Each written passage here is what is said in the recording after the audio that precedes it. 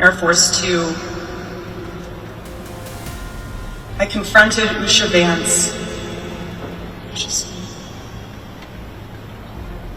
I held her hand and I told her, honestly, I do not know how I'm going to get through this. Most of all, God's mercy and God's love have been revealed to me these past 10 days. After Charlie's assassination, we didn't see violence. We didn't see rioting.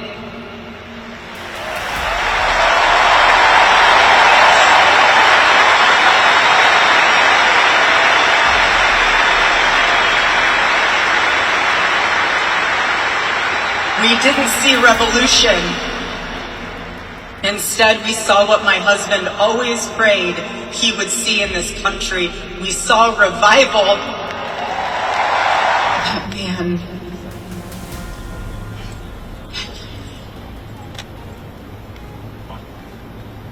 I forgive him.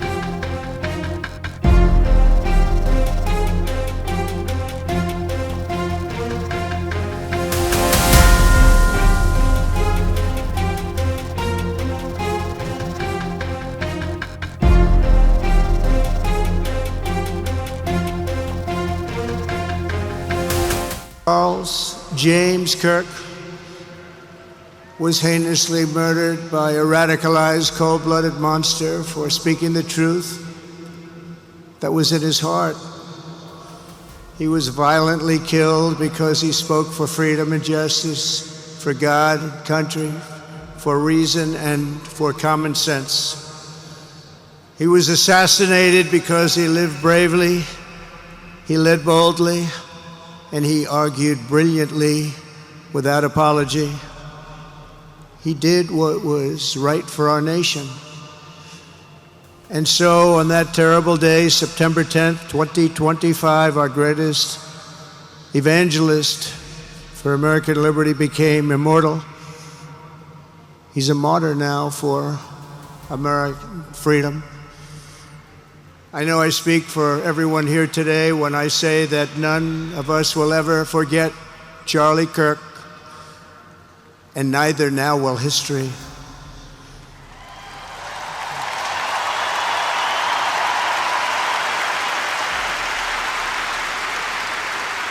Because while Charlie has been reunited with his Creator in heaven, his voice on earth will echo through the generations, and his name will live forever in the eternal chronicle of America's greatest patriots.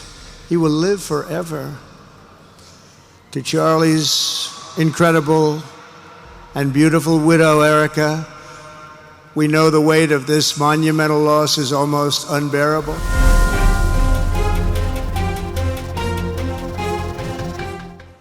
Yeah, it's been hard to watch today and unfortunate in some regards. And I love your take, which is both of these men deserve great credit for their contributions to help save civilization. Elon Musk bought Twitter, which, of course, became X a couple years ago, which liberated speech. And then, of course, President Trump built the most amazing political movement we've ever seen. He was shot, almost shot again. He was impeached twice. He was facing 700 years in federal prison. And he was so clear about not surrendering and not backing down and not giving up. I will say it's a tough thing to watch, this public feud. I actually think they're going to reconcile at some point, though, because deep down, I would like to believe they both want the same thing. Charlie suffered a terrible fate, my friends. We all know it. We all saw it. But think, it is not the worst fate. It is better to face a gunman than to live your life afraid to speak the truth.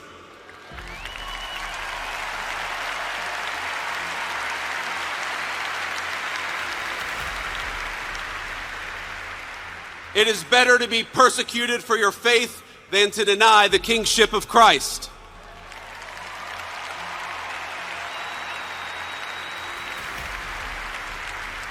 It is better to die a young man in this world than to sell your soul for an easy life with no purpose, no risk, no love, and no truth.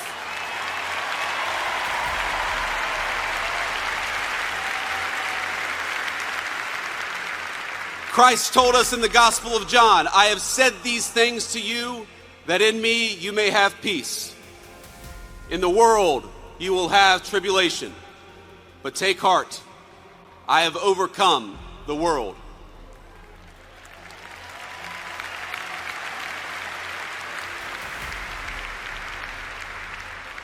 Charlie took heart, and now we must do the same.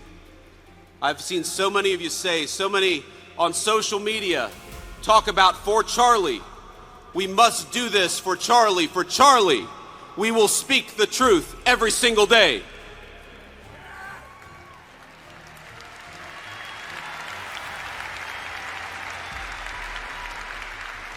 For Charlie, we will rebuild this United States of America to greatness.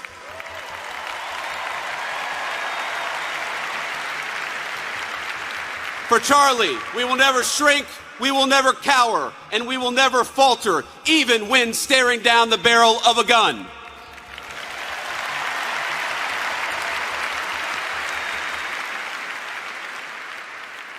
For Charlie, we will remember that it is better to stand on our feet defending the United States of America and defending the truth than it is to die on our knees.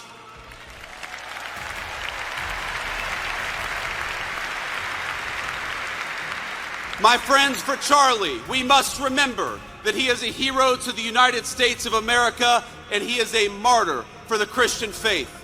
May our Heavenly Father give us the courage to live as Charlie lived. That is what we must do for Charlie. You ran a good race, my friend. I love you. We've got it from here. Thank you.